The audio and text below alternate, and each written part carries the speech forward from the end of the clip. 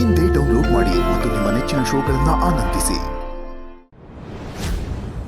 ಅಮ್ಮ, ಸ್ವಲ್ಪನಾದರೂ ಹಾಲು ಕುಡೀರಿ. ಬೇಡಮ್ಮ, ಯಾಕೋ ಏನೂ ಸೇರ್ತಾಯಿಲ್ಲ. ಹಾಗಂದ್ರೆ ಹೇಗಮ್ಮ? ಮನಸ್ಸಿಗೆ ಎಷ್ಟೇ ನೋವಿದ್ರೂ ಚಿಂತೆ ಮಾಡೋಕ್ಕಾದ್ರೂ ದೇಹಕ್ಕೆ ಒಂದಿಷ್ಟು ತ್ರಾಣ ಬೇಡವೆ? ತಗೊಳ್ಳಿ, ಸ್ವಲ್ಪನಾದರೂ ಕುಡೀರಿ. ಈ ಅನಾಥಳ ಮೇಲೆ ಅದೇನು ಕಾಳಜಿ ಕಂದ ನಿನಗೆ? ಅನಾಥರು ಅಂತ ಯಾಕೆ ಅನ್ಕೊಂತೀರಾ ಅಮ್ಮ? ಎಲ್ಲರನ್ನೂ ಸೃಷ್ಟಿಸಿದವನು ಆ ಭಗವಂತ.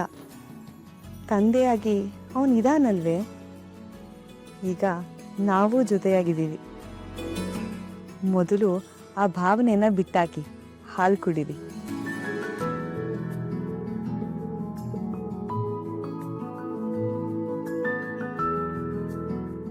ನೋಡಿ, ನಡೆದು ಕಾಲೆಷ್ಟು ಊದ್ಕೊಂಡಿದೆ. ಬೇಡ ಮಗು, ಈ ಪಾಪಿ ಕಾಲು ಮುಟ್ಟೋ ಕರ್ಮ ನಿಂಗೆ ಯಾಕೆ? ಅಮ್ಮ, ಕೋಟ್ಯಾಂತರ ಬೆಲೆ ಬಾಳೋ ಆಸ್ತಿಯನ್ನ ದೀನ ದೊರೆತರ ಸೇವೆಗೋಸ್ಕರ ದಾನ ಮಾಡೋಕೆ ಸಿದ್ಧವಾಗಿರೋ ನೀವು ಪಾಪಿಯಾಗಿರೋದಕ್ಕೆ ಹೇಗಮ್ಮ ಸಾಧ್ಯ? ನನ್ನ ದೃಷ್ಟಿಯಲ್ಲಿ ನೀವು ಮಹಾಪುಣ್ಯಾತ್ಮರು. ನಿಮ್ಮ ಸೇವೆ ಮಾಡೋ ಅವಕಾಶ ಸಿಕ್ಕಿರೋದು ನಮ್ಮ ಪೂರ್ವ ಜನ್ಮದ ಪುಣ್ಯ. ದಯವಿಟ್ಟು ಬೇಡ ಅನ್ಬೇಡಿ.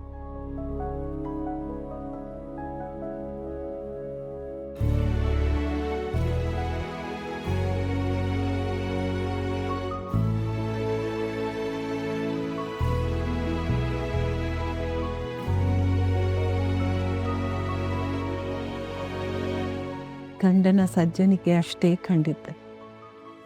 ಹೆಂಡ್ತಿದು ಅವನಿಗಿಂತ ಒಂದು ತೂಕ ಮೇಲೆ. ನಿಮ್ಮಿಬ್ರು ಜೋಡಿ ನೋಡ್ತಿದ್ರೆ ಸಾಕ್ಷಾತ್ ಲಕ್ಷ್ಮೀನಾರಾಯಣರನ್ನೇ ನೋಡ್ದಾಗತ್ತೆ. ಅಮ್ಮ, ನೀವೇನು ಚಿಂತೆ ಮಾಡಬೇಡಿ.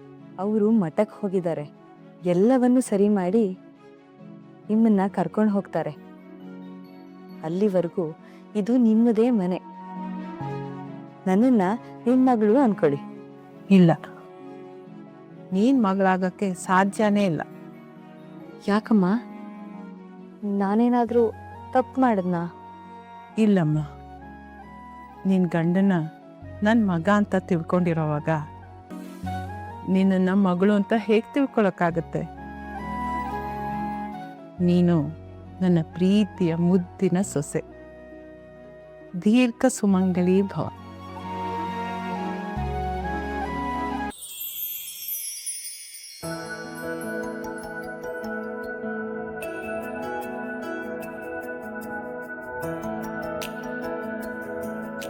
ಯಾಕೆ ಸರಸ್ವತಿ, ಏನಾಯ್ತು? ಅಮ್ಮ, ಎಲ್ಲರೂ ನನ್ನ ಅನುಮಾನದಿಂದಲೇ ನೋಡ್ತಾ ಇದ್ದಾರೆ. ಯಾಕೆ ಯಾವಾಗ್ಲೂ ಆ ಕೋಣೆ ಬಾಗಿಲು ಹಾಕೊಂಡು ಓಡಾಡ್ತಾ ಇದ್ದಾಳೆ ಅಂತ.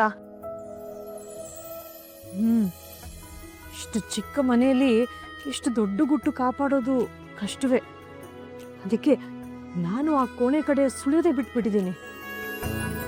ಮನೆ ಇರಳಾಗಿ ಬಂದವರ ಕಷ್ಟ ಸುಖ ಪೂರ್ವಾಪರ ವಿಚಾರಿಸೋದು ಉಪಚರಿಸೋದು ನನ್ನ ಕರ್ತವ್ಯ. ಆದ್ರೂ ಸುಮ್ಮನಿದ್ದೀನಿ. ಮಾತಾಡಿದ್ರೆ ಯಾರು ಒಳಗಡೆ ಇರೋದು ತಿಳಿಬಹುದು. ಯಾಕಂದ್ರೆ ಗೋಡೆಗಳಿಗೂ ಕಿವಿರುತ್ತೆ ಅಂತ ಗೊತ್ತಲ್ವಾ? ಅಮ್ಮ, ನಿಮ್ಮ ಮಗಂಗೆ ಗುಟ್ಟು ಕಾಪಾಡ್ತೀವಿ ಅಂತ ಮಾತು ಕೊಟ್ಟಿದ್ದೀವಿ. ಎಲ್ಲ ಗುಟ್ಟು ರಟ್ಟಾಗಿ ಕೊಟ್ಟು ಮಾತಿಗೆ ತಪ್ತೀವಿ ಅಂತ ಭಯ ಆಗ್ತಿದೆ ಅಮ್ಮ. ಸರಸ್ವತಿ, ನಿನ್ನ ಕೆಲಸನ ನೀನು ಪ್ರಾಮಾಣಿಕವಾಗಿ ಮಾಡ್ತಾ ಇದ್ದೀಯಾ. ಭಯ ಯಾಕೆ? ಇದು ಸುಲಭದ ಕೆಲಸ ಅಲ್ಲ ಅಂತ ಅವನಿಗೇನು ಗೊತ್ತಿರಲ್ವೇ? ನೋಡು, ಅವನು ಬರೋ ತನಕ ಯಾರು ಆ ಕೋಣೆಗೆ ಹೋಗದೆ ಇರೋ ಹಾಗೆ ನೋಡ್ಕೊ. ನಿಷ್ಠೂರಾದ್ರೂ ಸರಿಯೇ. ನಿನ್ ಬೆನ್ನಿಗೆ ನಾನಿದ್ದೀನಿ. ಅಂದ್ರೆ ಇಬ್ಬರನ್ನ ದಾಟಿದ ಗುಟ್ಟು ಗುಟ್ಟಗುಳಿಯಲ್ಲ. ಈಗ ನಾನು ಏನ್ ಮಾಡ್ಲಿ ಅಮ್ಮ? ಅವ್ರ ಉಪಚಾರ ಎಲ್ಲ ಆಗಿದೆ ತಾನೆ? ಹಾ, ಹಾಲು ಕೊಟ್ಟೆ, ಕುಡಿದ್ರು, ಕಾಲುತ್ತದೆ, ಈಗ ಹಾಯಾಗಿ ಮಲಗಿದ್ದಾರೆ.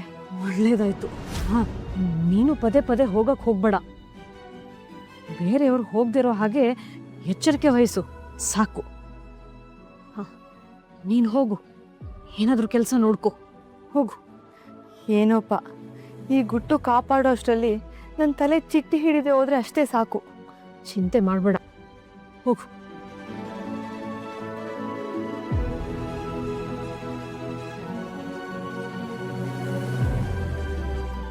ಏನಿದು ಗುಟ್ಟು ರಟ್ಟು ಅಂತ ಹೇಳೋದ್ರು? ಏನ್ ಗುಟ್ಟಿರ್ಬೋದು? ನನ್ನ ಬಗ್ಗೆನೇ ಏನಾದರೂ ಮಾತಾಡ್ಕೊಂಡ್ರಾ? ನಾನು ಕಮಲಾಗೆ ಎತ್ಕೊಟ್ಟಿದ್ದು ಇವ್ರಿಗೇನಾದ್ರೂ ಗೊತ್ತಾಗೋಯ್ತಾ? ಅದಕ್ಕೆ ನನ್ನನ್ನು ಓಡಿಸೋದಕ್ಕೆ ಸಂಚೇನಾದ್ರೂ ರೂಪಿಸ್ತಾ ಇರ್ಬೋದಾ? ಅಥವಾ ಬೇರೆ ಏನಾದರೂ ಇದೆಯಾ? ಯಾವುದಕ್ಕೂ ಇವರಿಬ್ಬರ ಮೇಲೂ ಒಂದು ಕಣ್ಣಿಟ್ಟಿರ್ಬೇಕು.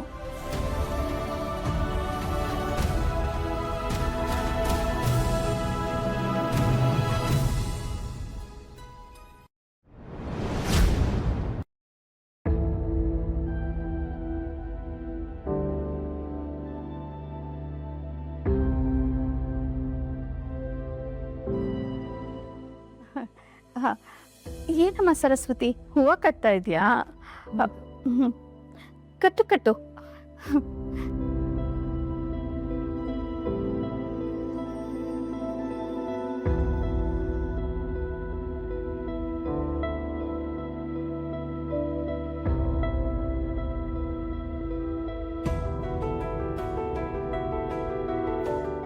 ಕಮಲಮ್ಮ, ನಾನು ಬೆಳಿಗ್ಗೆಯಿಂದನೂ ಗಮನಿಸ್ತಾನೆ ಇದ್ದೀನಿ, ಸರಸ್ವತಿ ಅವಳು ಕೋಣೆಗೆ ಹೋಗೋ ಮೆಟ್ಲ ಹತ್ರನೇ ಕೂತಿದ್ದಾಳೆ. ಗಂಡನೂ ಇಲ್ಲ ಅನ್ಸುತ್ತೆ ಅಲ್ವಾ? ನೆನ್ನೆ ಹೋದವನು ಇನ್ನು ಬಂದಿಲ್ಲ ಅನ್ಸುತ್ತೆ. ಮತ್ತೆ ಏನೋ ನಿಧಿ ಕಾಯೋ ತರ ಮೆಟ್ಲ ಮೇಲೆ ಕೂತಿದ್ದಾಳೆ. ಹೌದಾ? ನನ್ಗೇನು ಹಾಗನ್ಸ್ಲೇಲ್ವಲ್ಲ. ನೋಡೋಣ ಇರಿ. ಸರಸ್ವತಿ ಅಕ್ಕ, ಸ್ವಲ್ಪ ಬರ್ತೀಯ? ಇಲ್ಲಿ ಹಂಡೆಗೆ ನೀರ್ ತುಂಬಿಸ್ಬೇಕು. ನಾನ್ ಕೊಡ ತಗೊಂಡ್ ಹೋದ್ರೆ ಅತ್ತೆ ಬೇಡ ಅಂತಾರೆ.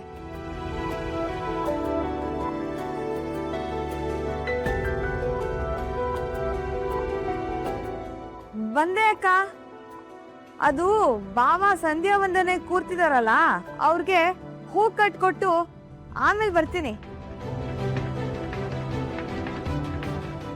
ನೋಡಿದ್ಯಾ, ಜಾಗ ಬಿಟ್ಟು ಬರೋದಕ್ಕೆ ನೆಪ ಹುಡುಕ್ತಿದ್ದಾಳೆ. ಹೂ ಬೇಕಾದ್ರೆ ನಾನ್ ಕಟ್ಕೊಡ್ತೀನಿ. ಇಲ್ಲಿ ನೀರಿಲ್ಲ, ಸ್ವಲ್ಪ ಬರ್ತೀಯಾ?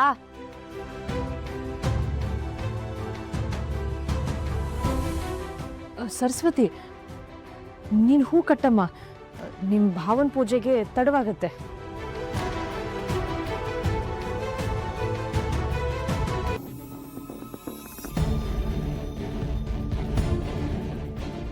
ರಾಧಕ್ಕ, ನೀವು ಹಂಡೆ ನೀರು ಹಾಕಿ.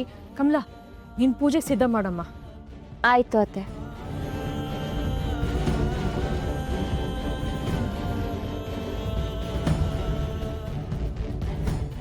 ಛೇ, ಒಬ್ರಿಗೊಬ್ರು ಬಿಟ್ಕೊಡೋದೇ ಇಲ್ಲ. ಜಡೆ ತರ ಎಣ್ಕೊಂಡಿದ್ದಾರೆ.